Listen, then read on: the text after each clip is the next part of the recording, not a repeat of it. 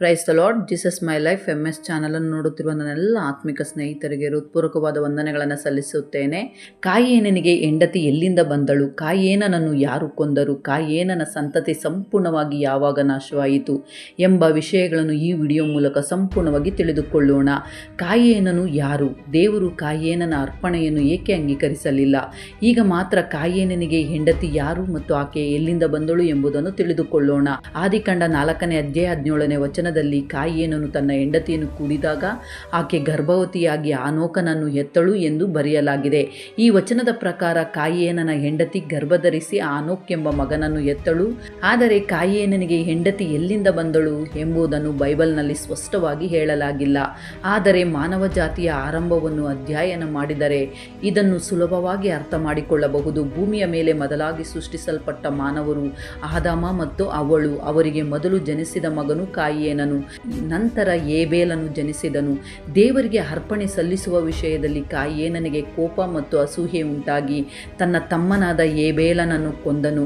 ಆ ಸಮಯದಲ್ಲಿ ಭೂಮಿಯ ಮೇಲೆ ಉಳಿದವರು ಮೂವರು ಮಾತ್ರ, ಆದಾಮ, ಅವ್ವ ಮತ್ತು ಕಾಯಿಯೇನನು. ಅವರ ಹೊರತಾಗಿ ಬೇರೆ ಯಾರೂ ಇರಲಿಲ್ಲ. ನಂತರ ಏಬೇಲನ ಬದಲಿಗೆ ದೇವರು ಆದಾಮ ಮತ್ತು ಅವ್ವಳಿಗೆ ಸೇತನು ಎಂಬ ಮೂರನೇ ಮಗನನ್ನು ಕೊಟ್ಟರು. ಆ ಸಮಯದಲ್ಲಿ ಆದಾಮನ ವಯಸ್ಸು ಸುಮಾರು 130 ವರ್ಷಗಳಾಗಿತ್ತು. ಆದಾಮನು ಮತ್ತು ಅವ್ವಳಿಗೆ ಸುಮಾರು 100 ವರ್ಷದ ವಯಸ್ಸಿನಲ್ಲಿ ಕಾಯಿಯೇನನು ಮತ್ತು ಏಬೇಲನನ್ನು ಪಡೆದಿದ್ದರು. ಅಂದರೆ ಕಾಯಿಯೇನನು ಸುಮಾರು 30 ವರ್ಷದವನಾಗಿದ್ದಾಗ ಏಬೇಲನನ್ನು ಕೊಂದನು. ಅದರ ನಂತರ ದೇವರು ಸೇತನು ಎಂಬ ಮೂರನೇ ಮಗನನ್ನು ಅವರಿಗೆ ಕೊಟ್ಟರು. ಈಗ ಕಾಯಿಯೇನನ ಮತ್ತು ಸೇತನ ಜನನಗಳ ನಡುವಿನ ಸುಮಾರು 30 ವರ್ಷಗಳ ಅವಧಿಯಲ್ಲಿ ಆದಾಮನು ಮತ್ತು ಅವ್ವಳು ಹೆಣ್ಣು ಮಕ್ಕಳನ್ನು ಪಡೆದಿದ್ದರು. ಆದಿಕಾಂಡ 5ನೇ ಅಧ್ಯಾಯ 4ನೇ ವಚನದಲ್ಲಿ ಸೇತನನ್ನು ಪಡೆದ ನಂತರ ಆದಾಮನು 800 ವರ್ಷಗಳು ಬದುಕಿ ಗಂಡು ಮಕ್ಕಳನ್ನು ಹೆಣ್ಣು ಮಕ್ಕಳನ್ನು ಪಡೆದನು ಎಂದು ಬರೆಯಲಾಗಿದೆ. ಈ ವಚನವನ್ನು ಗಮನವಾಗಿ ಪರಿಶೀಲಿಸಿದರೆ ಸೇತನ ಜನನದ ನಂತರ ಆದಾಮನು ಇನ್ನು 800 ವರ್ಷಗಳು ಬದುಕಿದನು. ಅಂದರೆ ಸೇತನ ಜನನದ ವೇಳೆ ಆದಾಮನಿಗೆ ಈಗಾಗಲೇ 130 ವರ್ಷಗಳು ಕಳೆದಿದ್ದವು.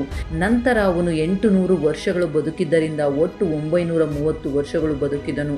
ಆದಿಕಾಂಡ 5ನೇ ಅಧ್ಯಾಯದಲ್ಲಿ ಆದಾಮನು 930 ವರ್ಷಗಳು ಬದುಕಿ ಸತ್ತನು ಎಂದು ಸ್ಪಷ್ಟವಾಗಿ ಬರೆಯಲಾಗಿದೆ. ಆದರೆ ಆದಾಮನು ಕಾಯಿಯೇನನ್ನು ಪಡೆದಾಗ ಸುಮಾರು 100 ವರ್ಷದವನಾಗಿದ್ದನು. ಸೇತನನ್ನು ಪಡೆದಾಗ ಸುಮಾರು 130 ವರ್ಷದವನಾಗಿದ್ದನು. ಈ ಇಬ್ಬರ ಜನನಗಳ ಮಧ್ಯದಲ್ಲಿ ಆದಾಮನು ಹೆಣ್ಣು ಮಕ್ಕಳನ್ನು ಪಡೆದಿದ್ದನು. ಅದಕ್ಕಾಗಿಯೇ ಈ ವಚನದಲ್ಲಿ ಆದಾಮನು ಗಂಡು ಮಕ್ಕಳು ಹೆಣ್ಣು ಮಕ್ಕಳು ಪಡೆದನು ಎಂದು ಸ್ಪಷ್ಟವಾಗಿ ಬರೆಯಲಾಗಿದೆ. ಆ ಸಮಯದಲ್ಲಿ ಆದಾಮನ ಕುಟುಂಬವನ್ನು ಹೊರತುಪಡಿಸಿ ಭೂಮಿಯ ಮೇಲೆ ಬೇರೆ ಯಾವುದೇ ಮಾನವ ಕುಲ ಸೃಷ್ಟಿಯಾಗಿರಲಿಲ್ಲ. ಆದಾಮನ ಕುಟುಂಬದ ಹೊರತಾಗಿ ಇನ್ನು ಯಾರೂ ಇರಲಿಲ್ಲ. ಆದರೆ ಈ ವಚನದಲ್ಲಿ ಕಾಯಿಯೇನನು ತನ್ನ ಹೆಂಡತಿಯನ್ನು ಕೂಡಿದಾಗ ಎಂದು ಬರೆಯಲಾಗಿದೆ. ಹಾಗಾದರೆ ಆ ಹೆಂಡತಿ ಎಲ್ಲಿಂದ ಬಂದಳು? ಆದಾಮನ ಸಂತತಿಯಿಂದಲೇ ಬಂದಳು. ಏಕೆಂದರೆ ಆದಾಮನ ಕುಟುಂಬವನ್ನು ಹೊರತುಪಡಿಸಿ ಭೂಮಿಯ ಮೇಲೆ ಬೇರೆ ಯಾರೂ ಇರಲಿಲ್ಲ. ಇದರ ಪ್ರಕಾರ ಕಾಯಿಯೇನನು ತನ್ನ ಸಹೋದರಿಯನ್ನೇ ಹೆಂಡತಿಯಾಗಿ ತೆಗೆದುಕೊಂಡನು. ದೇವರು ಇದಕ್ಕೂ ಅನುಮತಿ ನೀಡಿದನು, ಕಾರಣ ಭೂಮಿಯ ಮೇಲೆ ಮಾನವರು ವಿಸ್ತಾರವಾಗಬೇಕಾಗಿತ್ತು. ಆದುದರಿಂದ ಆರಂಭದ ಮಾನವರಿಗೆ ದೇವರು ಈ ವಿಷಯದಲ್ಲಿ ಅವಕಾಶ ನೀಡಿದ್ದರು. ಆರಂಭದ ದಿನಗಳಲ್ಲಿ ಸಹೋದರಿಯನ್ನು ವಿವಾಹವಾಗಬಾರದು ಎಂದು ದೇವರು ಯಾವುದೇ ಆಜ್ಞೆ ನೀಡಿರಲಿಲ್ಲ. ಮೋಶೆಯ ಕಾಲದವರೆಗೂ ಈ ವಿಷಯದಲ್ಲಿ ಯಾವುದೇ ನಿಯಮ ಇರಲಿಲ್ಲ. ಇದಕ್ಕೆ ಕಾರಣ ಭೂಮಿಯ ಮೇಲೆ ಮಾನವ ಜನಾಂಗ ವಿಸ್ತಾರವಾಗಬೇಕೆಂಬುದು ದೇವರ ಉದ್ದೇಶವಾಗಿತ್ತು. ಅದಕ್ಕಾಗಿಯೇ ಅಬ್ರಹಾಮನು ತನ್ನ ಸಹೋದರಿಯಾದ ಸಾರಳನ್ನು ವಿವಾಹವಾಗಿದ್ದನು. ಆದರೆ ನಂತರ ಮೋಶೆಯ ಕಾಲದಲ್ಲಿ ದೇವರು ಸಹೋದರಿಯ ವಿವಾಹವಾಗಬಾರದು ಎಂದು ಸ್ಪಷ್ಟವಾದ ಆಜ್ಞೆ ನೀಡಿದರು.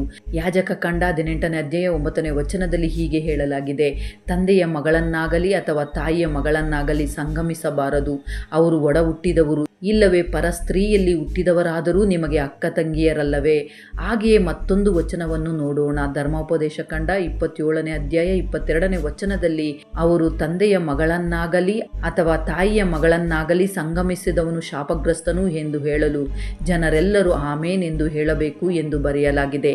ಈ ಎರಡು ವಚನಗಳ ಪ್ರಕಾರ ತಂದೆ ಅಥವಾ ತಾಯಿಯ ಕುಟುಂಬದಲ್ಲಿ ಹುಟ್ಟಿದ ಸಹೋದರಿಯನ್ನು ವಿವಾಹವಾಗಬಾರದು ಮತ್ತು ಅವರೊಂದಿಗೆ ಸಂಗಮಿಸಬಾರದು. ಆದರೆ ಈ ಆಜ್ಞೆಗಳನ್ನು ದೇವರು ಆರಂಭದ ಮಾನವರಿಗೆ ನೀಡಿರಲಿಲ್ಲ. ಏಕೆಂದರೆ ಮಾನವ ಜಾತಿಯ ವೃದ್ಧಿಗಾಗಿ ದೇವರು ಅವರಿಗೆ ಈ ವಿಷಯದಲ್ಲಿ ಅವಕಾಶ ನೀಡಿದ್ದರು. ಆದರೆ ಈಗ ದೇವರು ಸ್ಪಷ್ಟವಾದ ಆಜ್ಞೆಗಳನ್ನು ನೀಡುವುದರಿಂದ ಕುಟುಂಬದೊಳಗಿನವರನ್ನು ವಿವಾಹವಾಗಬಾರದು. ಇದಲ್ಲದೆ ಹತ್ತಿರದ ಸಂಬಂಧಿಕರ ವಿವಾಹದಿಂದ ಮಕ್ಕಳಲ್ಲಿ ಜೆನೆಟಿಕ್ ಸಮಸ್ಯೆಗಳು ಉಂಟಾಗುವ ಸಾಧ್ಯತೆ ಇದೆ. ಆದರೆ ಆರಂಭದ ಮಾನವರಲ್ಲಿ ಅಂಥ ಜೆನೆಟಿಕ್ ದೋಷಗಳು ಇರಲಿಲ್ಲ. ದೇವರು ಆದಾಮ ಮತ್ತು ಅವಳನ್ನು ಯಾವುದೇ ಜೆನೆಟಿಕ್ ದೋಷಗಳಿಲ್ಲದ ಪರಿಪೂರ್ಣ ಮಾನವರಾಗಿ ಸೃಷ್ಟಿಸಿದ್ದರು. ಆದುದರಿಂದ ಅವರು ಕುಟುಂಬದೊಳಗೆ ಮದುವೆಯಾದರೂ ಅವರ ಮಕ್ಕಳಿಗೆ ಯಾವುದೇ ಸಮಸ್ಯೆಗಳಿಲ್ಲದೆ ಆರೋಗ್ಯವಾಗಿಯೇ ಜನಿಸುತ್ತಿದ್ದರು. ಆದರೆ ನಂತರ ಮಾನವ ಜನಸಂಖ್ಯೆ ಹೆಚ್ಚಾದಂತೆ ಜೆನೆಟಿಕ್ ದೋಷಗಳು ಕಾಣಿಸಿಕೊಳ್ಳತೊಡಗಿದವು. ಅದಕ್ಕಾಗಿಯೇ ಕುಟುಂಬದೊಳಗಿನವರನ್ನು ವಿವಾಹವಾಗಬಾರದು ಎಂದು ದೇವರು ಸ್ಪಷ್ಟವಾದ ಆಜ್ಞೆ ನೀಡಿದರು. ಪಾಪವು ಇನ್ನಷ್ಟು ವಿಸ್ತರಿಸಬಾರದೆಂಬ ಉದ್ದೇಶದಿಂದ ದೇವರು ಈ ನಿಯಮಗಳನ್ನು ಕೊಟ್ಟರು. ಆದರೆ ಆರಂಭದ ಮಾನವರಿಗೆ ಮಾತ್ರ ದೇವರು ಈ ವಿಷಯದಲ್ಲಿ ಅವಕಾಶ ನೀಡಿದ್ದರು. ಇದಲ್ಲದೆ ಆರಂಭದ ದಿನಗಳಲ್ಲಿ ಒಬ್ಬ ಮಾನವನಿಂದಲೇ ಜನಾಂಗ ವಿಸ್ತಾರವಾಗಬೇಕಾಗಿದ್ದರಿಂದ ಕಾಯೇನನು ಅನಿವಾರ್ಯವಾಗಿ ತನ್ನ ಸಹೋದರಿಯನ್ನೇ ವಿವಾಹವಾಗಬೇಕಾಯಿತು. ಈಗ ಕಾಯೇನನು ಹೇಗೆ ಸತ್ತನು ಎಂಬುದನ್ನು ತಿಳಿದುಕೊಳ್ಳೋಣ. ಬೈಬಲ್ನಲ್ಲಿ ಕಾಯೇನನ ಮರಣದ ಬಗ್ಗೆ ಸ್ಪಷ್ಟವಾಗಿ ಬರೆಯಲಾಗಿಲ್ಲ. ಆದುದರಿಂದ ಕಾಯೇನನ ಮರಣದ ಕುರಿತು ಯಾರೇ ಏನೇ ಹೇಳಿದರೂ ಅವು ಕೇವಲ ಊಹೆಗಳು ಮಾತ್ರ. ಕೆಲವರು ಕಾಯೇನನನ್ನು ಲೆಮೆಕನು ಕೊಂದನು ಎಂದು ಹೇಳುತ್ತಾರೆ. ಈ ಲೆಮೆಕನು ಕಾಯೇನನ ಸಂತತಿಯವನಾಗಿದ್ದು ಕಾಯೇನನಿಂದ 5ನೇ ತಲೆಮಾರಿನವನಾಗಿದ್ದನು. ಆದುದರಿಂದಲೇ ಲೆಮೆಕನೇ ಕಾಯೇನನನ್ನು ಕೊಂದನು ಎಂದು ಕೆಲವರು ಹೇಳುತ್ತಾರೆ. ಆದರೆ ಇದರಲ್ಲಿ ಸತ್ಯವಿಲ್ಲ. ಆದಿಕಾಂಡ 4ನೇ ಅಧ್ಯಾಯ 23-24 ವಚನಗಳಲ್ಲಿ ಲೆಮೆಕನು ತನ್ನ ಹೆಂಡತಿಯರಿಗೆ ಹೀಗೆಂದನು, ಓ ಆದ ಚೀಲ, ನನ್ನ ಮಾತಿಗೆ ಕಿವಿಗೊಡಿರಿ. ಲೆಮೆಕನ ಹೆಂಡತಿಯರೇ, ನಾನು ಹೇಳುವುದನ್ನು ಗಮನಿಸಿರಿ. ನನಗೆ ಗಾಯ ಮಾಡಿದ ಒಬ್ಬ ಮನುಷ್ಯನನ್ನು ಕೊಂದೆನು, ನನ್ನನ್ನು ಹೊಡೆದ ಒಬ್ಬ ಪ್ರಾಯಸ್ಥನನ್ನು ಹತ ಮಾಡಿದೆನು. ಕಾಯೇನನನ್ನು ಕೊಂದವನಿಗೆ 7ರಷ್ಟು ಪ್ರತಿದಂಡನೆ ಬರುವುದಾದರೆ ಲೆಮೆಕನನ್ನು ಹೊಡೆಯುವವನಿಗೆ 77ರಷ್ಟು ಆಗುವುದು ಅಲ್ಲವೇ ಎಂದನು.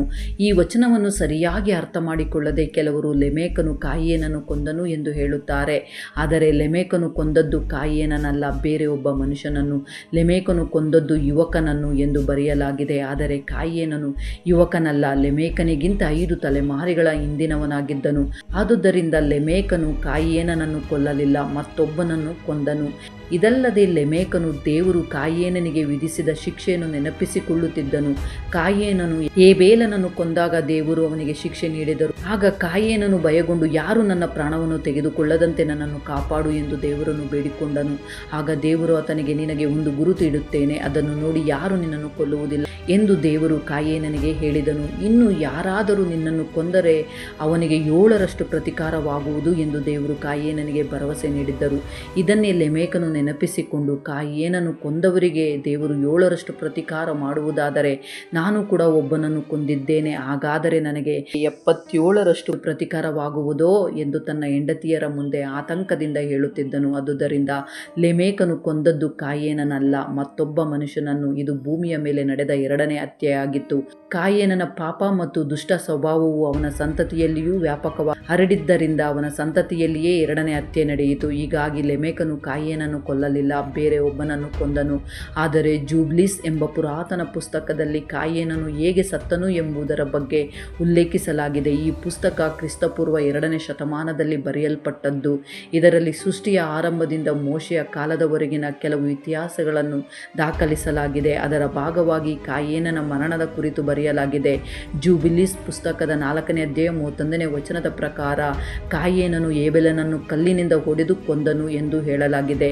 ಆದುದರಿಂದ ದೇವರು ಕೂಡ ಅದೇ ರೀತಿಯ ಶಿಕ್ಷೆಯನ್ನು ಕಾಯೇನನಿಗೆ ನೀಡಿದನು ಎಂದು ಆ ಪುಸ್ತಕದಲ್ಲಿ ವಿವರಿಸಲಾಗಿದೆ. ಆದರೆ ಕಾಯೇನನು ವಾಸಿಸುತ್ತಿದ್ದ ಕಲ್ಲಿನ ಮನೆ ಅವನ ಮೇಲೆ ಬಿದ್ದು ಅವನು ಸತ್ತನು ಎಂದು ಹೇಳಲಾಗಿದೆ. ಈ ರೀತಿಯಾಗಿ ಕಾಯೇನನು ಏಬೇಲನನ್ನು ಕಲ್ಲಿನಿಂದ ಕೊಂದದ್ದರಿಂದ ದೇವರು ಕೂಡ ಕಲ್ಲಿನ ಮನೆಯೇ ಅವನ ಮೇಲೆ ಬೀಳುವಂತೆ ಮಾಡಿದರು ಎಂದು ಆ ಪುಸ್ತಕದಲ್ಲಿ ಹೇಳುತ್ತದೆ. ಆದರೆ ಈ ವಿವರಣೆ ಸ್ವಲ್ಪ ಮಟ್ಟಿಗೆ ಸರಿಯೆಂದು ಕಂಡರೂ ಇದು ಕೂಡ ಒಂದು ಊಹೆಯಷ್ಟೇ, ಏಕೆಂದರೆ ಬೈಬಲ್ನಲ್ಲಿ ಕಾಯೇನನ ಮರಣದ ಬಗ್ಗೆ ಸ್ಪಷ್ಟವಾಗಿ ಬರೆಯಲಾಗಲಿಲ್ಲ. ಆದುದರಿಂದ ಕಾಯೇನನು ಹೇಗೆ ಸತ್ತನು ಎಂಬುದರ ಬಗ್ಗೆ ಯಾರೇ ಏನು ಹೇಳಿದರೂ ಅವು ಊಹೆಗಳು ಮಾತ್ರ. ಈಗ ಕಾಯೇನನ ಸಂತತಿ ಯಾವಾಗ ನಾಶವಾಯಿತು ಎಂಬುದನ್ನು ತಿಳಿದುಕೊಳ್ಳೋಣ. ಕಾಯೇನನು ತನ್ನ ಹೆಂಡತಿಯನ್ನು ಕುಡಿದಾಗ ಅವನ ಸಂತತಿ ವಿಸ್ತಾರವಾಗತೊಡಗಿತು. ಕಾಯೇನನ ಸಂತತಿಯಿಂದ ಪಶುಪಾಲಕರು, ಸಂಗೀತ ವಾದ್ಯಗಳನ್ನು ವಾದಿಸುವ ಕಲಾವಿದರು ಮತ್ತು ಕಬ್ಬಿಣದ ಉಪಕರಣಗಳನ್ನು ತಯಾರಿಸುವವರು ಮೊದಲಾಗಿ ಬಂದರು. ಇದಕ್ಕೂ ಮೊದಲು ಭೂಮಿಯ ಮೇಲೆ ಕೃಷಿ ಮತ್ತು ಕುರಿ ಮೇಕೆ ಮೇಯಿಸುವ ವೃತ್ತಿಗಳು ಮಾತ್ರ ಇದ್ದವು. ಕೃಷಿ ಮತ್ತು ಪಶುಪಾಲನೆ ಭೂಮಿಯ ಮೊದಲ ವೃತ್ತಿಗಳಾಗಿದ್ದವು.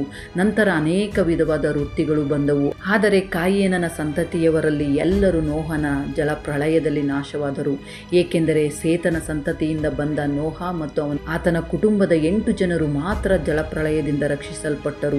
ಉಳಿದವರೆಲ್ಲರೂ ಜಲಪ್ರಳಯದಲ್ಲಿ ನಾಶವಾದವರಲ್ಲಿ ಕಾಯೇನನ ಸಂತತಿಯವರೂ ಸೇರಿದ್ದರು.